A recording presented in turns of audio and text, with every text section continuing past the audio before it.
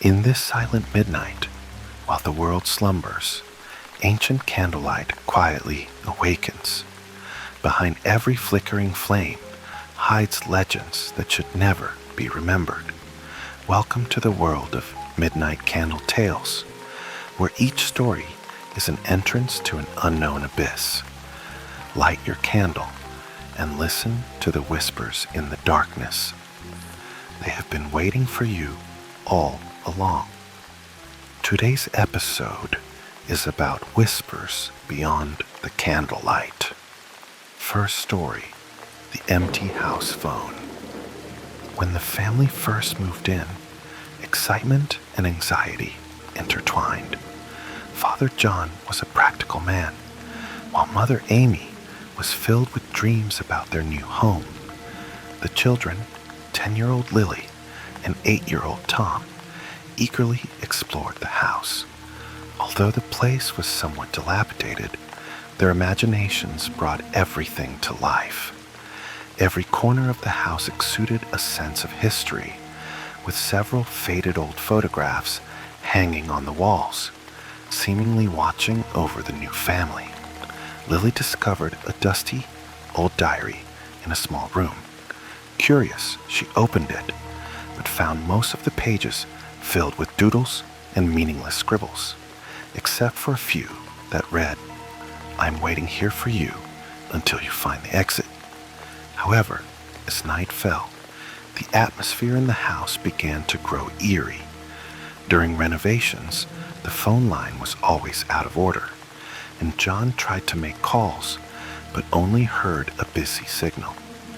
Amy felt uneasy about this, but John reassured her, saying, "This is just a common issue with old houses.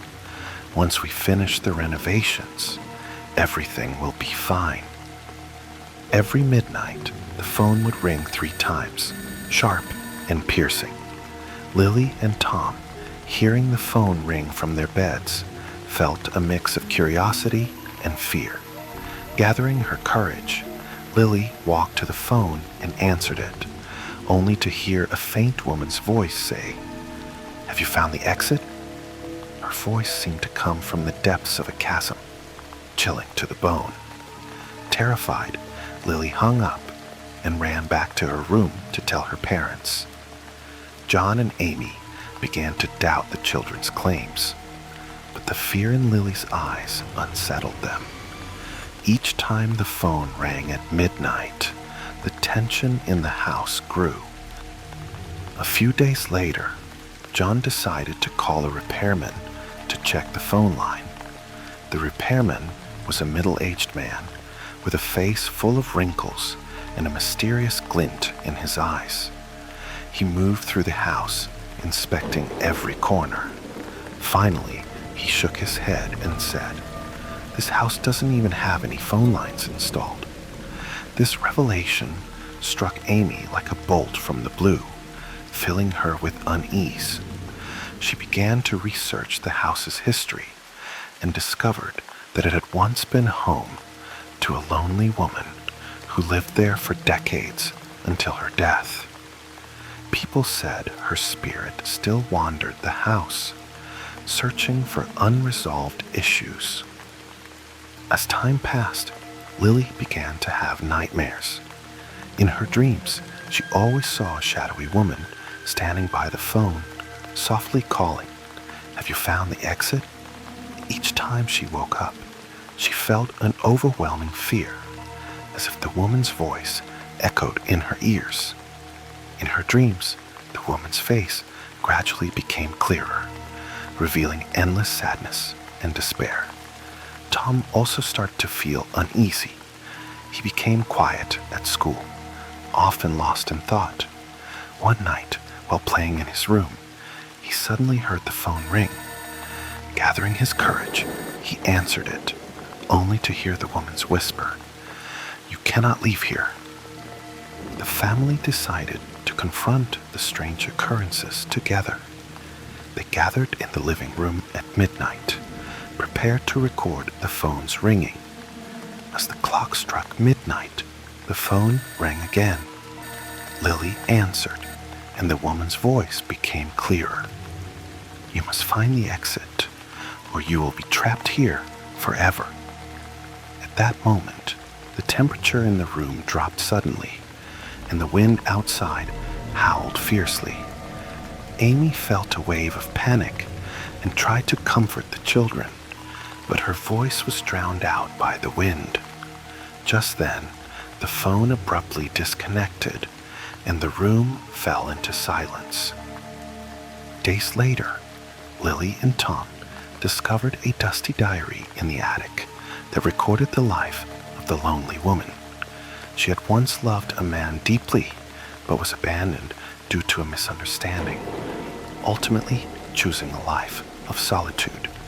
The last page of the diary read, "I'm waiting here for you until you find the exit." Lily and Tom realized that the woman's spirit did not wish to harm them. She simply wanted someone to understand her pain. They decided to help her find her exit. The children began searching the house for clues, trying to unravel the eerie mystery. On a stormy night, the phone rang again. Lily answered, and the woman's voice grew more desperate. "You cannot leave.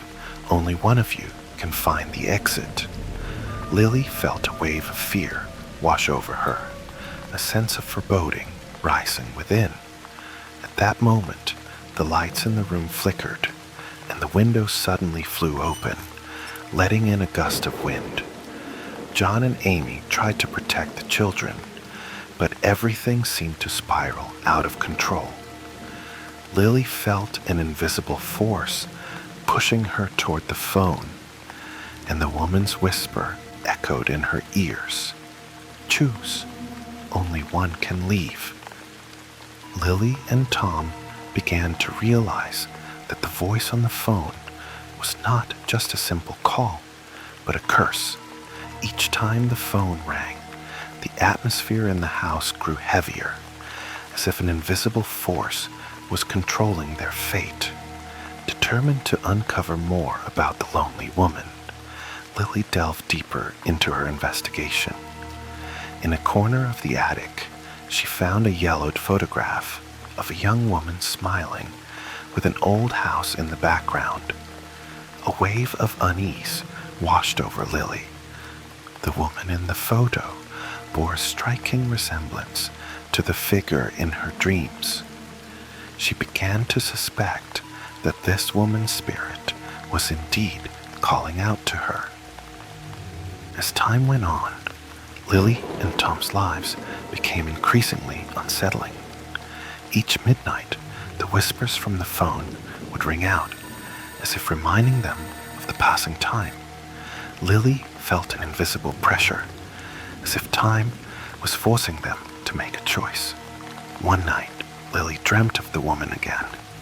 The woman's face was filled with endless sorrow as she softly said, "I am waiting here for you until you find the exit." Lily felt a chill run down her spine, realizing that the woman's spirit did not wish to harm them, but rather hoped for someone to understand her suffering. On a stormy night, the phone rang once more. Lily answered, and the woman's voice grew increasingly desperate. "You cannot leave. Only one can find the exit." Lily felt a surge of fear, a sense of impending doom rising within her. At that moment, the lights flickered again, and the windows burst open, letting in a fierce wind. John and Amy tried to shield the children, but everything seemed to spiral out of control. Lily felt an invisible force pushing her toward the phone, and the woman's whisper echoed, "Choose. Only one can leave." Lily and Tom faced a difficult choice. The voice on the phone echoed in their ears, urging them to make a decision. Lily felt a wave of fear wash over her, realizing the potential cost of their choice. She began to doubt whether there was truly an exit, or if this was just an endless cycle. Tom, tears streaming down his face, didn't want to lose his sister or be trapped in this eerie house. Lily held Tom's hand tightly, determined not to let anyone sacrifice themselves. She began searching for other solutions, trying to break the curse. Lily and Tom decided to explore every corner of the house together, searching for possible clues. In a corner of the attic, they discovered an ancient book that detailed the history of the house and the story of the lonely woman. The book mentioned that only by finding her lost love could the curse be broken.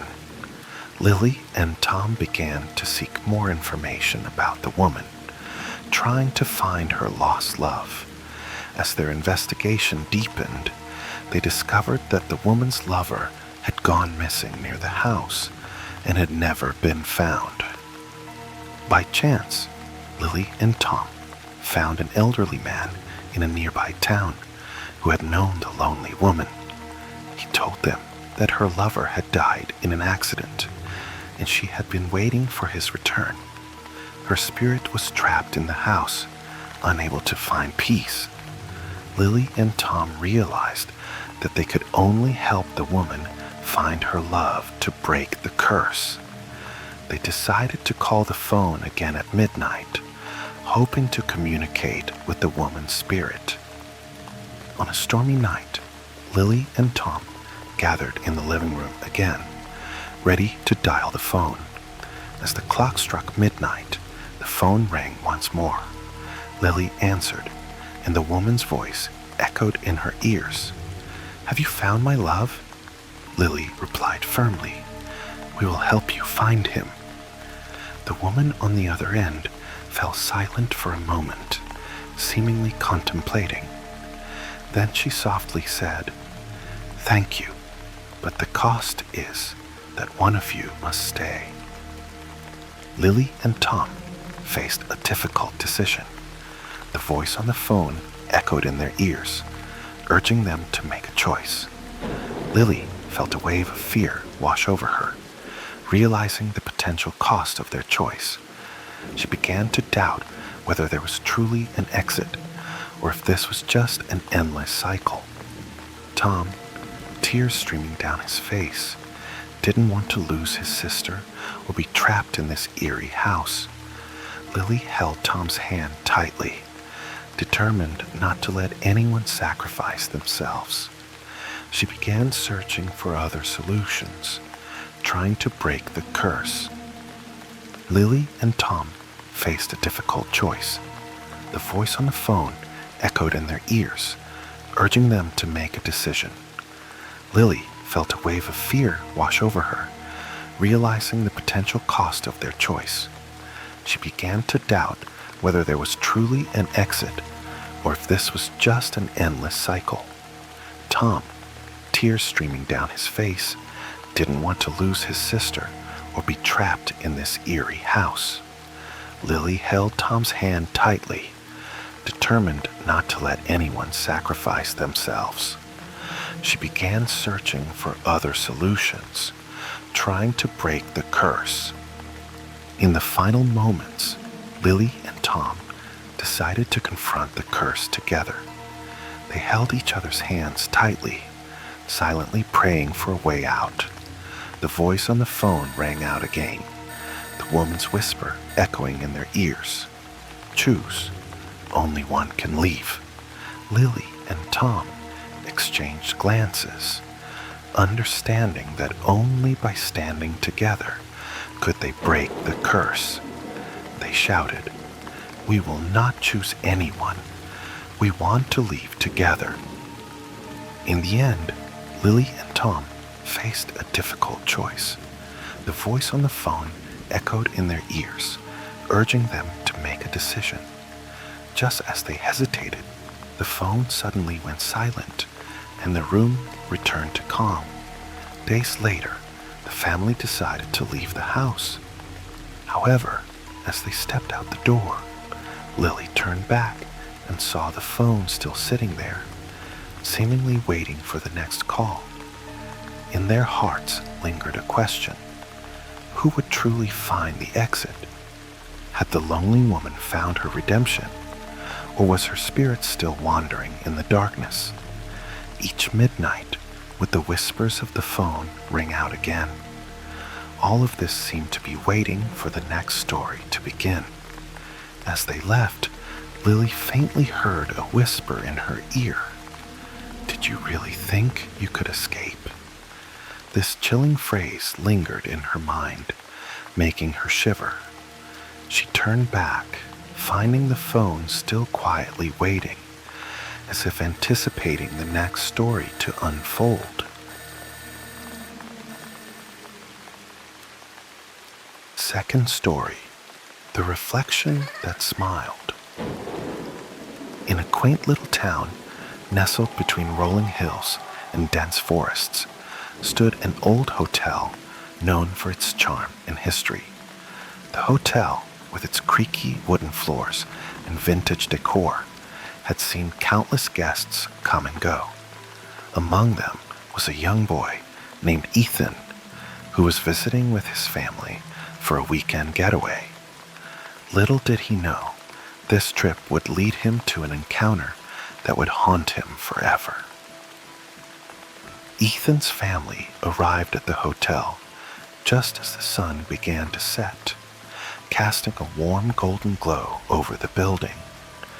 The lobby was filled with the scent of freshly baked cookies, and the sound of laughter echoed from the dining area. Ethan's parents checked in while he explored the surroundings, his curiosity piqued by the hotel's antique furnishings and the stories he had heard about its past.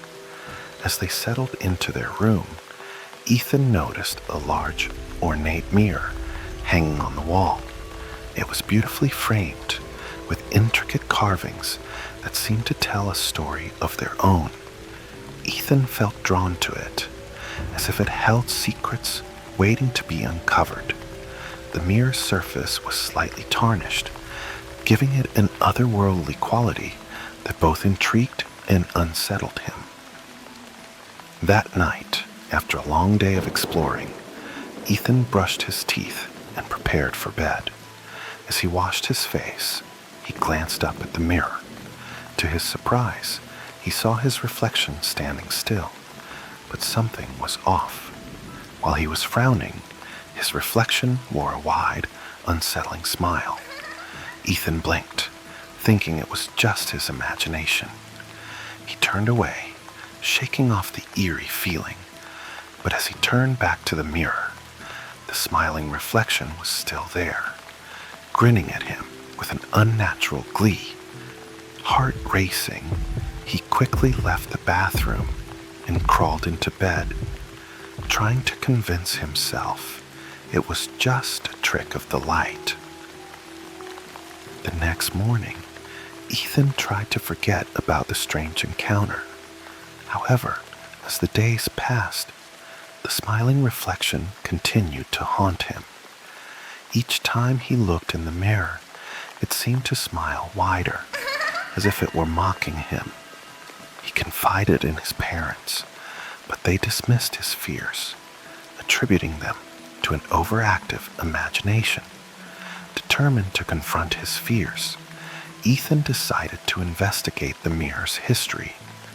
He learned from the hotel staff that the mirror had once belonged to a guest who had tragically taken her own life in the very room he was staying in. The woman was said to have been deeply troubled, and her spirit was rumored to linger in the hotel, seeking solace. As Ethan delved deeper into the mirror's history, he began to experience strange occurrences. He would hear whispers in the night, and shadows seemed to dance just out of sight. The smiling reflection grew more sinister, and Ethan felt as if it was trying to communicate with him. One night, unable to sleep, he found himself drawn to the mirror once more. As he stood before it, the reflection's smile transformed into a menacing grin. The whispers grew louder, urging him to join the reflection, to step into the world beyond the glass. Ethan felt a chill run down his spine, and he stepped back, heart pounding. Desperate to escape the torment, Ethan sought help from a local historian who specialized in the hotel's past. The historian revealed that the only way to break the curse of the mirror was to confront the spirit trapped within it. Ethan learned that the woman had been searching for someone to share her pain, and only by acknowledging her suffering could he free her and himself. That night, armed with this knowledge, Ethan stood before the mirror. He took a deep breath and spoke to the reflection, acknowledging the woman's pain and sorrow. As he did, the smile on the reflection began to fade, replaced by a look of sadness. In that moment, Ethan felt a surge of energy, as if the mirror itself was alive. The whispers grew frantic, and the room filled with a cold breeze. He continued to speak, expressing compassion and understanding for the woman's plight. Slowly, the reflection began to change, the smile disappearing entirely. With one final, heartfelt plea, Ethan reached out to the mirror, placing his hand against the glass. The surface rippled, and for a brief moment, he saw the woman's true self, a figure filled with sorrow, longing for peace. As their eyes met, Ethan felt a connection, a shared understanding of pain. Suddenly, the mirror shattered, sending shards flying across the room. Ethan stumbled back, heart racing, but as the dust settled, he felt an overwhelming sense of relief. The oppressive atmosphere lifted, and the whispers faded into silence. The next morning, Ethan awoke to find the hotel staff cleaning up the remnants of the mirror. They informed him that the hotel would be undergoing renovations, and the room would be closed off for the foreseeable future. Ethan felt a sense of closure, knowing that he had helped free the trapped spirit. However, as the family prepared to leave, Ethan began to have unsettling dreams. In these dreams, he would find himself standing before the shattered mirror, the pieces reflecting distorted images of himself. The woman's voice echoed in his mind, whispering secrets he couldn't quite grasp. Each night, the dreams grew more vivid, and he would wake up in a cold sweat, heart racing.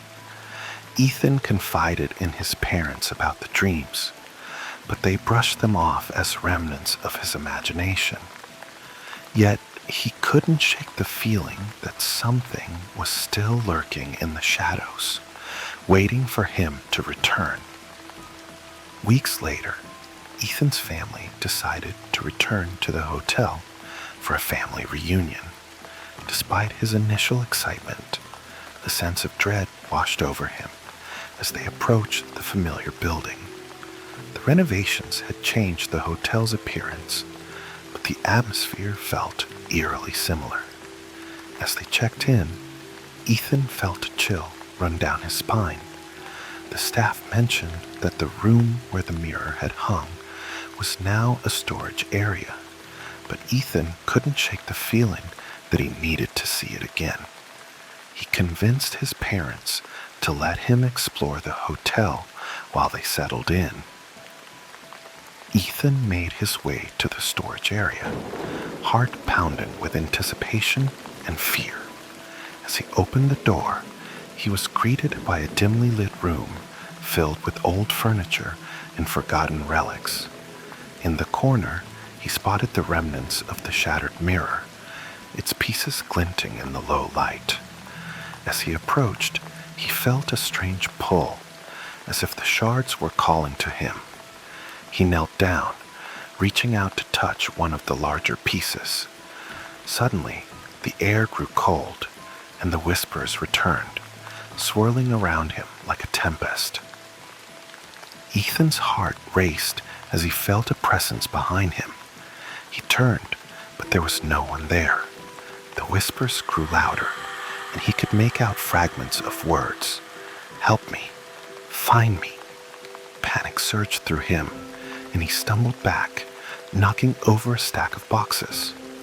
In that moment, the room seemed to shift. Shadows danced along the walls, and the temperature dropped even further. Ethan realized he was not alone. The spirit of the woman was still trapped, and her sorrow had transformed into something darker. Determined to confront the spirit once more, Ethan steadied himself. He called out, "I'm here to help you. I understand your pain." The shadows coalesced, forming a figure that resembled the woman from the mirror. Her face was twisted in anguish, and her eyes glowed with an otherworldly light. "Why did you leave me?" she wailed, her voice echoing through the room. "You were supposed to save me." Ethan felt a wave of guilt wash over him. He realized that while he had freed her from the mirror, he had not truly understood her suffering. Ethan knew he had to make a choice. He could either run away, leaving the spirit to her torment, or he could confront her pain head-on. Gathering his courage, he stepped forward. "I'm sorry for what you went through. I want to help you find peace." The spirit's expression softened, and the shadows around her began to dissipate. "You must face the truth," she whispered. "Only then can I be free." Ethan felt a surge of determination. He needed to uncover the truth behind her tragic fate. Ethan spent the next few days researching the woman's life, piecing together her story. He learned that she had been a talented artist, but her work had been dismissed by critics, leading her into a spiral of despair. The night she took her life, she had been preparing for an exhibition that never happened. Armed with this knowledge, Ethan returned to the storage room. He stood before the spirit, ready to share what he had learned. "You were more than your pain. You had a gift, and your art mattered," he said, his voice steady. The spirit's form flickered, and Ethan could see the sadness in her eyes. "I wanted to be remembered," she said, her voice trembling. "But all I left behind was sorrow." Ethan felt a deep empathy for her. "You can be remembered, but you must let go of your pain." With that, he reached out to her, offering his hand. "Let me help you find peace. You deserve to be free." The spirit hesitated, her expression torn between hope and despair. Slowly, she reached out, her hand brushing against his. As their hands touched, a blinding light enveloped them. Ethan felt a rush of emotions: sorrow, joy, and finally, peace. The spirit's form began to dissolve, and the whispers faded into a gentle melody. "Thank you," she whispered, her voice now filled with warmth. "I can finally rest." In that moment, Ethan understood that he had not only freed her spirit, but had also found a part of himself in the process. The shadows lifted, and the room filled with light. The remnants of the mirror glimmered, no longer a source of torment, but a symbol of release. The next morning, Ethan awoke feeling lighter, as if a weight had been lifted from his shoulders. The hotel staff informed him that the storage room would be transformed into an art gallery, showcasing the works of local artists, including pieces inspired by the woman's life. Ethan felt a sense of closure, knowing that her story would be told and her art would be celebrated. As he and his family checked out of the hotel, he glanced back at the now empty storage room, a smile creeping onto his face. As they drove away, Ethan couldn't shake the feeling that something was still lingering. In the rearview mirror, he thought he saw a fleeting smile, a reminder that some reflections may never truly fade away. Had he truly freed the woman's spirit, or had he merely released something darker into the world? As they left the town behind, Ethan felt a chill run down his spine. The whispers returned, echoing in his mind, "You will remember me." He glanced back at the hotel, now a distant silhouette against the horizon, and wondered if the spirit would always be a part of him, watching from the shadows, waiting for the next opportunity to connect. Third story, the third floor. In an old hospital, the third floor is sealed off and forbidden to anyone. The hospital has a long history and was once the busiest medical facility in town. But over time, many stories of patients and nurses have been forgotten in the shadows. Night shift nurses often hear strange sounds coming from the third floor, like footsteps and the rolling of gurneys, which are chilling. Whenever the night grows deep, the nurses gather and whisper about the rumors surrounding the third floor. Some say it used to be the ward for psychiatric patients, where many endured painful treatments, and some even committed suicide because they could not bear it. The nurses' faces always show fear, as if the third floor is a cursed place. Young intern Jack has just started working at the hospital. He is filled with curiosity about the rumors, especially those about the third floor. Despite warnings from his colleagues not to go near it, he cannot resist the urge to explore. During night shifts, he often tries to gather information about the third floor, feeling a mix of anxiety and excitement. Have you heard? A terrible incident happened in the third floor ward. A senior nurse whispers, her eyes flickering with fear. A patient committed suicide here, and no one has dared to go up since. Jack's curiosity is piqued, and he decides to investigate one night. Late at night, the hospital is eerily quiet, with only Jack walking the corridors, his heartbeat echoing in the silence. The weak beam of his flashlight flickers against the walls, casting eerie shadows. At the end of the corridor, darkness seems to swallow everything, creating a suffocating atmosphere.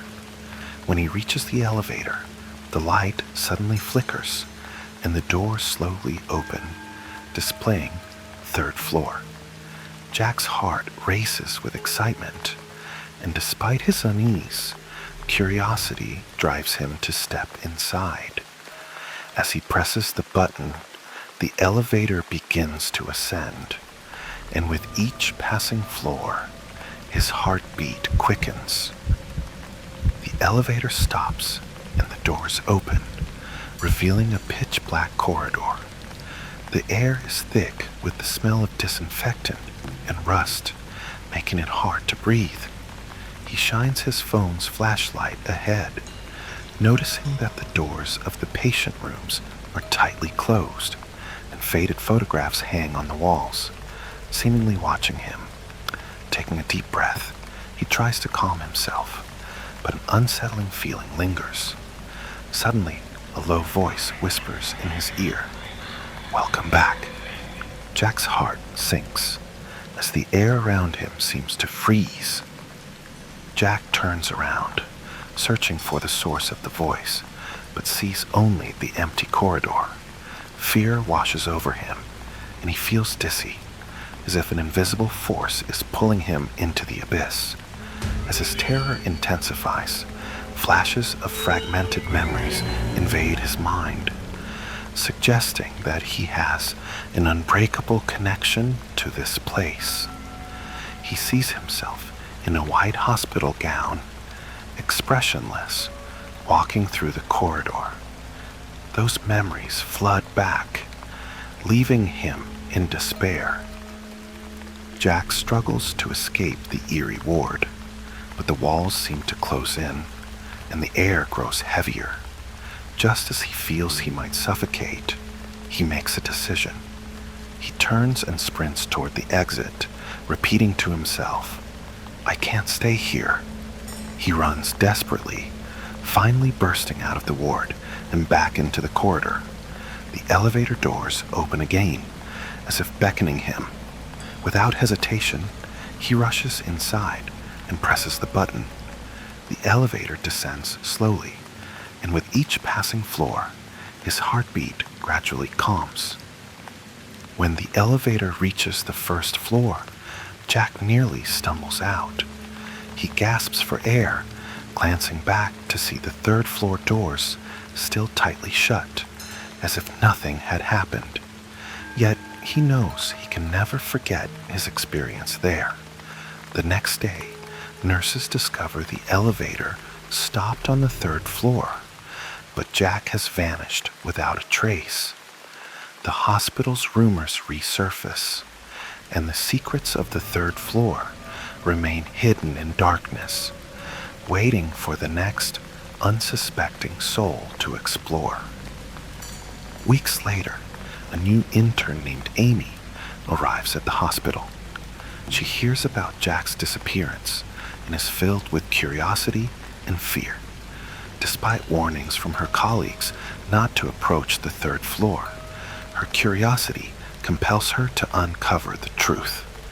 Amy investigates Jack's background and learns he was an excellent student, passionate about medicine, but had been hospitalized after a serious accident. She reviews the hospital records and finds many unusual entries in Jack's medical history, hinting at deeper secrets. Determined to find out what happened, Amy decides to explore the third floor during a night shift. She prepares her flashlight and recording device, repeating to herself, "I must find the truth." Late at night, the hospital is eerily quiet, with only her footsteps echoing in the hall. When she reaches the elevator, the light flickers and the doors slowly open, revealing third floor. Amy's heart races with excitement, and despite her apprehension, curiosity drives her to step inside. The elevator ascends slowly, and with each passing floor, her heartbeat quickens. The elevator stops, and the doors open, revealing a dark corridor. The air is thick with the scent of disinfectant and rust, making it hard to breathe. She shines her flashlight ahead, noticing the patient room doors are tightly closed, and faded photographs hang on the walls, seemingly watching her. Just as she prepares to turn back, a low voice whispers in her ear, "Welcome back." Amy's heart sinks as the air around her seems to freeze. She turns, trying to find the source of the voice, but sees only the empty corridor. Filled with dread, Amy begins to run toward the elevator, but the doors close in front of her, refusing to open. In despair, she hears soft footsteps behind her, growing closer. Her heart races as she turns to flee, but the end of the corridor seems to blur, as if it is swallowing her whole. She runs desperately, finally bursting out of the ward and back into the corridor. The elevator doors open again, as if beckoning her. Without hesitation, she rushes inside and presses the button. The elevator descends slowly, and with each passing floor, her heartbeat gradually calms. When the elevator reaches the first floor, Amy nearly stumbles out. She gasps for air, glancing back to see the third-floor door still tightly shut, as if nothing had happened. Yet she knows she can never forget her experience there. Determined to uncover the truth behind Jack's disappearance, Amy continues to investigate, speaking with other nurses to gather more clues. After several days, she finally finds an elderly nurse who once worked on the third floor. The nurse reveals that the third floor was once a ward for psychiatric patients, where many endured painful treatments, and some even committed suicide. Jack was one of them. His condition was severe, and he spent a long time here. The elderly nurse sighs, her eyes filled with sadness. After he disappeared, the atmosphere in the hospital grew more eerie, and many felt uneasy. Amy's heart races with confusion. She decides to return to the third floor, determined to find Jack's whereabouts. Late at night, Amy enters the hospital again, repeating to herself, "This time, I must find the truth." She approaches the elevator and presses the button, which ascends slowly. With each passing floor, her heart fills with tension and anticipation. The elevator stops and the doors open, revealing a dark corridor. The air is thick with the scent of disinfectant and rust, making it hard to breathe.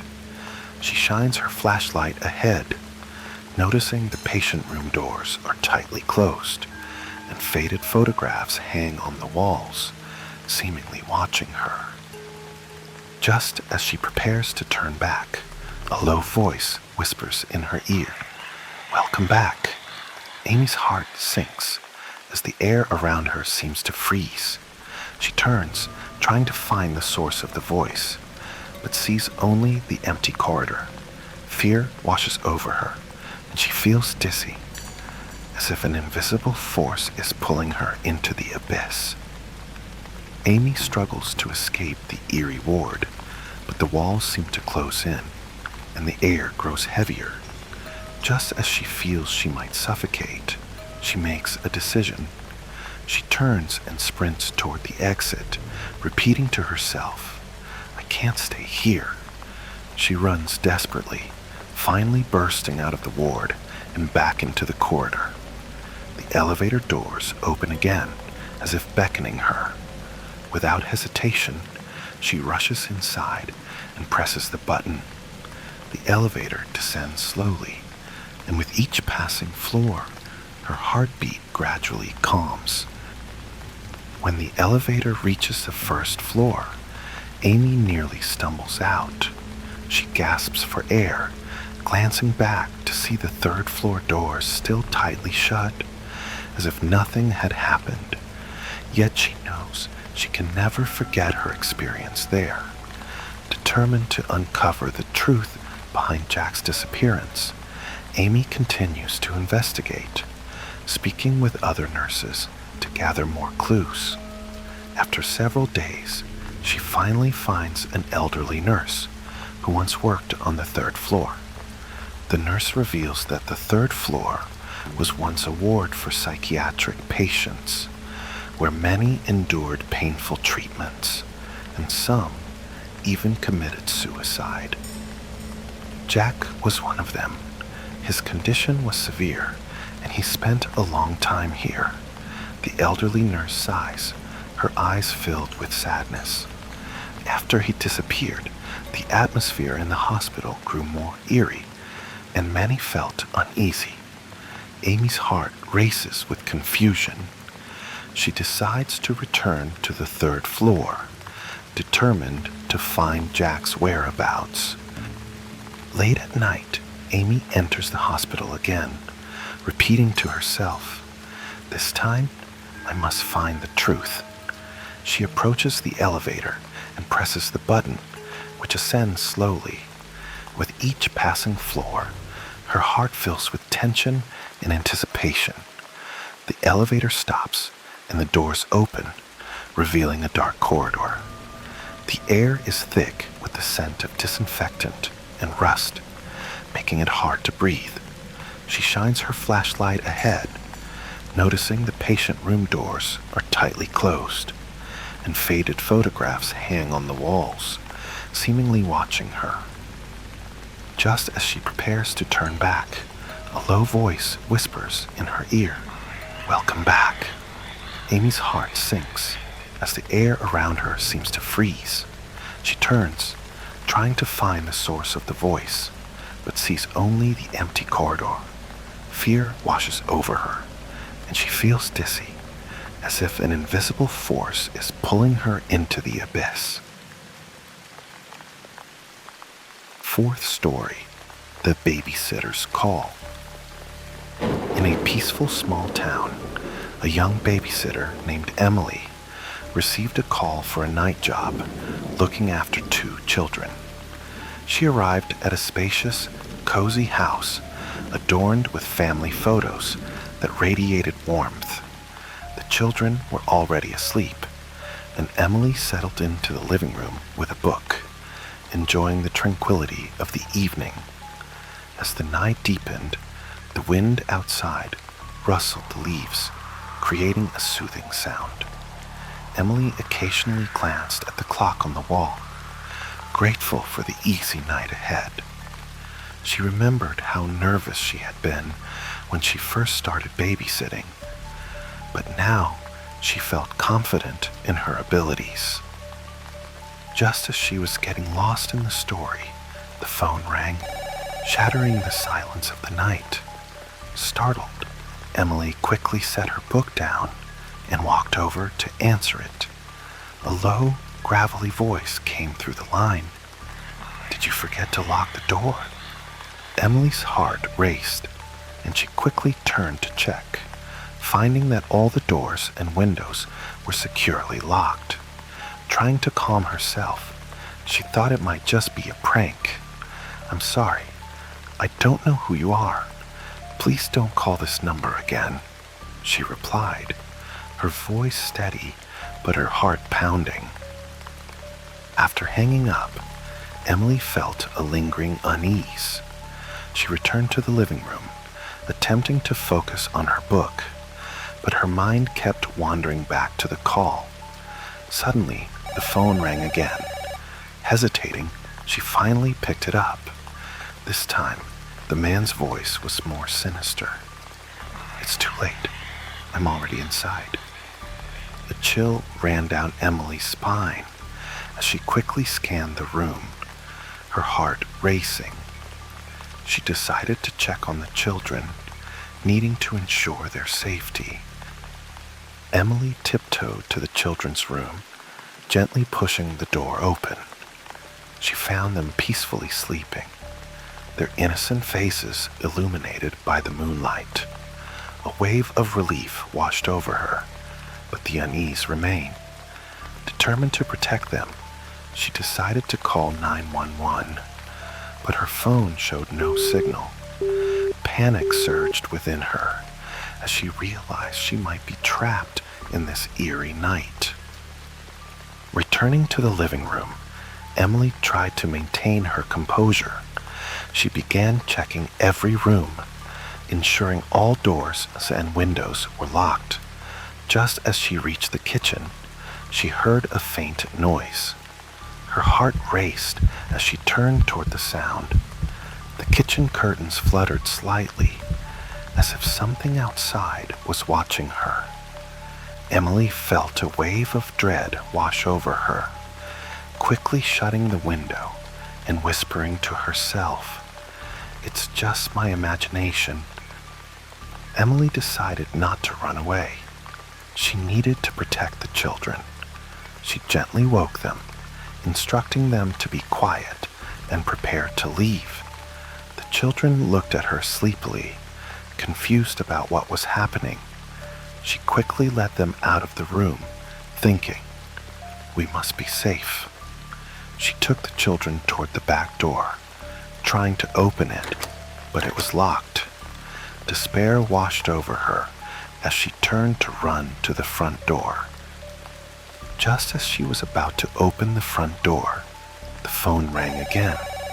Fear gripped her heart, but she decided not to answer. She pushed the front door open and rushed outside, leading the children toward a neighbor's house. The night sky was filled with stars, and a gentle breeze brushed against her skin, giving her a glimmer of hope. However, behind her, she heard a low, mocking laugh, as if taunting her escape. Emily reached the neighbor's house and knocked frantically. The neighbor opened the door, surprised to see her in such a state. "What's wrong?" they asked, noticing the fear in her eyes. Emily quickly explained the situation, and the neighbor immediately called 911. Relief flooded through her as she realized she wasn't alone. Help was on the way. After a thorough investigation, the police discovered that the calls were coming from a nearby abandoned house. A chill ran down Emily's spine as she realized the man had been watching her all along. The police decided to take her and the children to the abandoned house, and Emily's heart raced with fear. She was unsure if she could face the monster lurking in the shadows. Under police protection, Emily entered the abandoned house. The interior was dark and damp, with mold covering the walls and a foul odor permeating the air. Her heart raced as she felt the oppressive atmosphere. Suddenly, the police discovered a hidden room where low laughter echoed. Emily's heart tightened as she realized the man might be inside. The police cautiously pushed the door open, and Emily followed closely behind. The room was empty, except for an old phone lying silently on a table. The police examined the phone and found it matched the one Emily had received calls from. "This is the phone he used to contact you," the officer said, his expression serious. Emily's heart filled with dread as she realized the man might still be nearby. The police decided to conduct a more thorough search of the area, while Emily took the children back to the safety of the neighbor's house. Although she felt a sense of relief, the memory of the calls haunted her. Days passed, and the police finally apprehended a suspect who had been lurking near the abandoned house. Emily felt a weight lift off her shoulders, but she knew this experience would forever linger in her memory. As time went on, Emily gradually returned to her normal life. She continued her babysitting job, but a shadow of fear always loomed over her. Every night, she would think back to that call and the low voice that haunted her. She became more cautious, ensuring she was always alert during her jobs. Despite her efforts to forget the experience, the fear remained embedded in her mind. Months later, Emily received a new job, caring for a little girl. She felt a mix of excitement and apprehension, hoping this experience would be completely different from the last.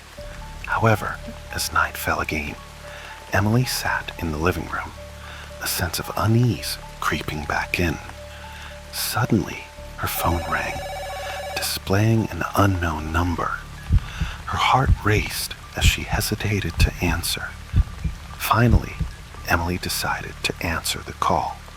The voice on the other end was low and familiar. "Did you forget to lock the door?"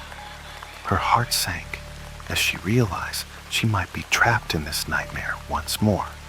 Quickly, she scanned the room to ensure all doors and windows were locked. Despair washed over her as she realized this nightmare seemed endless. Determined not to run away again, Emily prepared to confront the monster lurking in the darkness. Taking a deep breath, she steeled herself for the challenge ahead.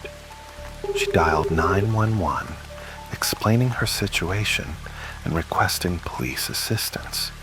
She knew that only by facing her fears could she truly find freedom. The police arrived quickly, asking Emily about the situation. She described the man's voice and her fear, and they decided to search the area again. With the police's presence, Emily felt a sense of relief. She knew she wasn't alone, and they would protect her and the children. After a thorough investigation, the police discovered that the calls were coming from a nearby abandoned house. A chill ran down Emily's spine as she realized the man had been watching her all along. The police took her and the children to the abandoned house, and Emily's heart raced with fear. She was unsure if she could face the monster lurking in the shadows. The story ends with Emily receiving another call, the low voice echoing once more. "Did you forget to lock the door?"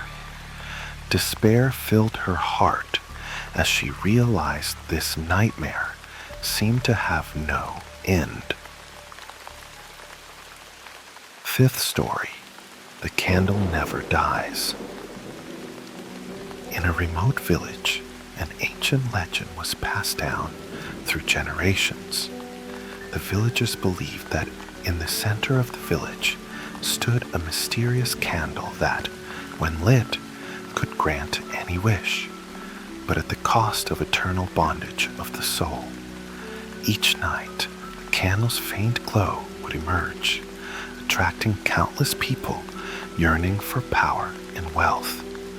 According to the legend, there was once a young girl named Ellie, whose parents had died from illness, leaving her all alone. Hearing about the candle's legend, Ellie decided to take a risk, hoping to use its power to bring her parents back to life.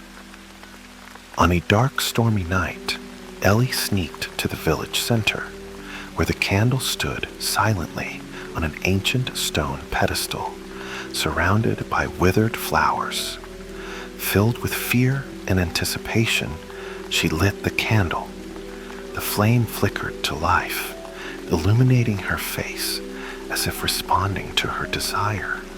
"I wish for my parents to come back," Ellie shouted, and the candle's flame suddenly blazed brighter, the air around her growing heavy.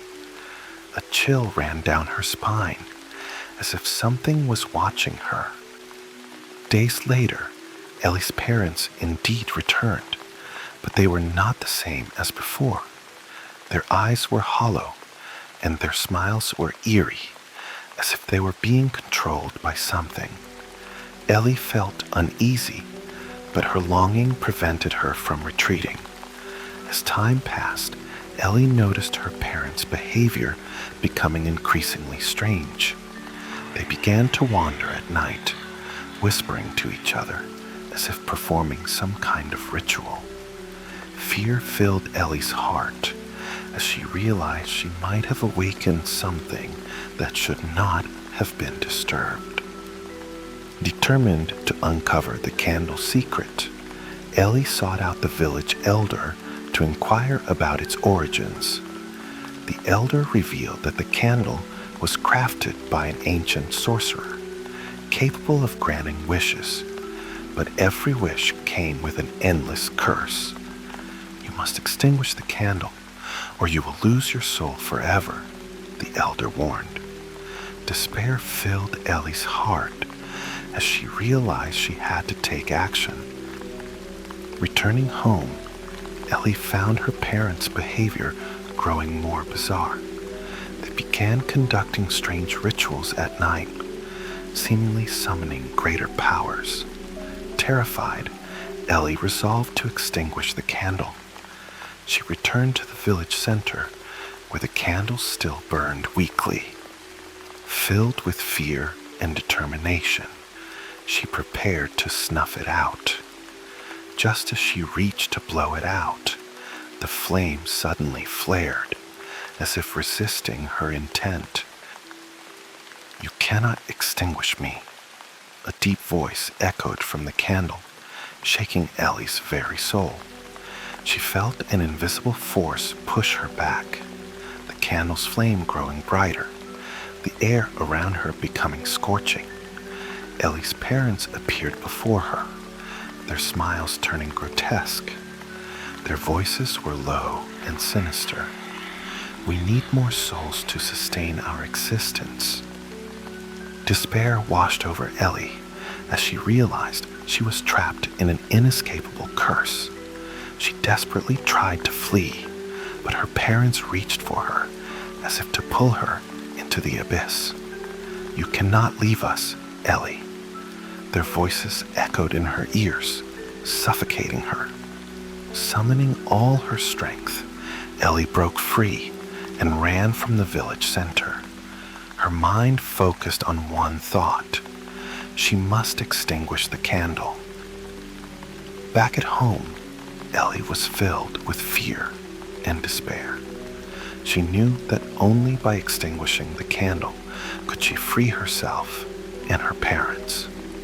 She returned to the village center, where the candles still flickered weakly, as if waiting for her arrival. "I will not let you control me," Ellie shouted, her resolve firm. She blew hard to extinguish the candle, and the flame went out instantly, the surrounding air growing still. As the candle extinguished, Ellie felt a powerful tremor, the world around her seeming to collapse.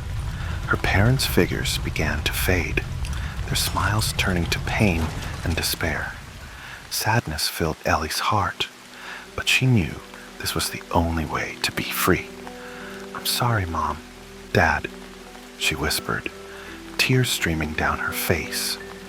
As the last glimmer of light vanished, the village returned to silence, the candle's glow no longer visible.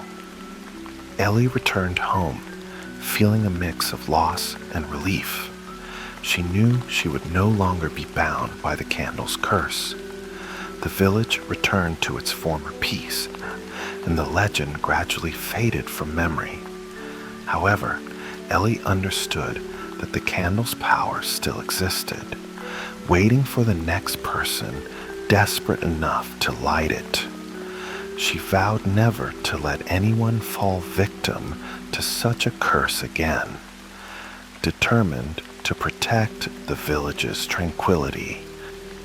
As time passed, Ellie struggled to rebuild her life, but her inner peace remained elusive.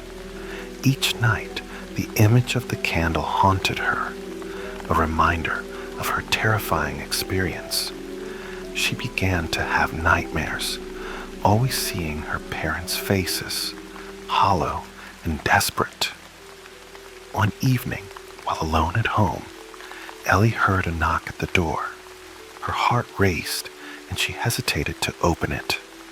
Peering through the curtains, she saw a shadowy figure waiting. Her pulse quickened as she recalled the candle's legend. "Who is it?" she asked softly, her voice trembling. "It's me, Ellie."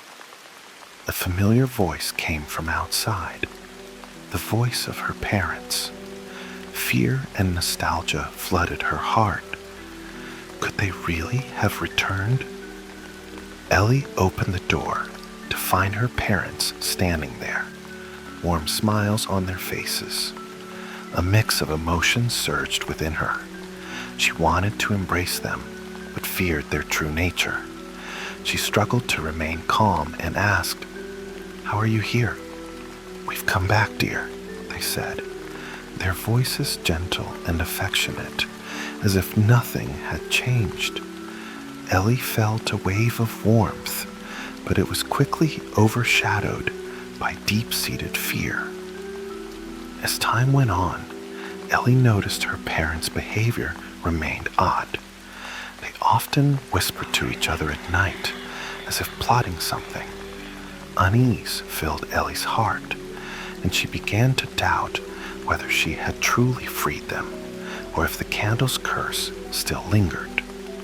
Determined to find answers, she sought out the elder again, asking how to completely break the candle's curse. The elder told her that only by finding the candle's source could she truly liberate the souls. Ellie began investigating the candle's origins, discovering its connection to the village's history. She learned that the candle's power stemmed from an ancient ritual, only able to be extinguished on a specific night. Anxiety filled her as she realized she had to find a solution before the next full moon. As the full moon approached, Ellie's fear intensified. Her parents began performing strange rituals at night, and Ellie felt utterly hopeless. She resolved to confront the candle's source on the night of the full moon, seeking a way to break free. On the night of the full moon, Ellie arrived at the village center, where the candle still burned faintly. Filled with dread and determination, she prepared to face the impending challenge. Just as she was about to extinguish the candle, her parents' figures reappeared, their smiles now twisted and terrifying. "You cannot extinguish the candle, Ellie," they warned, their voices low and menacing. A wave of intense fear washed over Ellie as the candle's flame flickered before her, seemingly drawing her soul in. She struggled to resist her parents' control. At that moment, the elder's voice echoed in her mind. "Only you can free them. Only you can choose." Ellie's heart was torn. She knew she had to make a choice. Taking a deep breath, she resolved not to run away any longer. She blew hard to extinguish the candle, and the flame went out instantly, the air around her growing still. However, as the candle extinguished, her parents' figures became increasingly blurry, as if they were struggling. Sadness and despair filled Ellie's heart. She feared she might lose them forever. Just when Ellie thought it was all over, a low laugh echoed in her ears. "You think you can escape?" Her heart sank as she realized the candle's power still existed, and the curse had not been lifted. In the village's night sky, the moonlight shone down, and the candle's faint glow flickered in her mind, as if calling to her. Filled with uncertainty and dread, Ellie stood at the edge of the village, unsure if she had truly freed her parents, or if the candle's curse still awaited the next desperate soul to ignite it. As she gazed back at the village, the candle's glow flickered in the darkness, hinting that the true test was just beginning. Would she be able to break the cycle, or would she become the next victim of the candle's insatiable hunger? The story leaves the reader questioning the fate of Ellie and the lingering power of the candle. Not every light leads you home. If you like these tales, don't forget to subscribe. Midnight awaits you again soon.